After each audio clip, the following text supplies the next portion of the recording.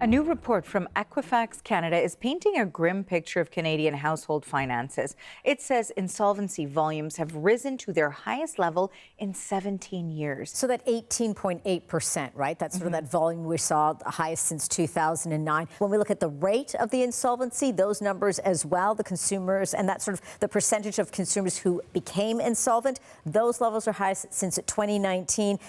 Take into account our population has also risen since then, so that's something to factor in. But the amount of debt as well that the consumer is facing, interestingly enough, that is also higher as well. The dollar amount of those individuals that are becoming insolvent, that balance is much higher than it has been in previous years. So, when consumers are finding themselves in financial difficulty, it's actually for a much greater amount of debt. When we're talking about those that are insolvent, it's usually among those that don't own a home. But when we parse through the numbers, Arthi, what's interesting here is we're also finding that homeowners as well are among those insolvencies. Some of that is really going to be linked to consumers who maybe purchased homes during the pandemic when those interest rates were super low. And now with the economic uncertainty we've been seeing sort of coming out of COVID and sort of continuing from there over the last 7 years, clearly you're sort of seeing some of that, imbalance, and that's affecting, where people are in terms of how they're able to sort of pay things off. And in this case, they're among those numbers. It's interesting, there's a bit of a reprieve when it comes to credit card debt.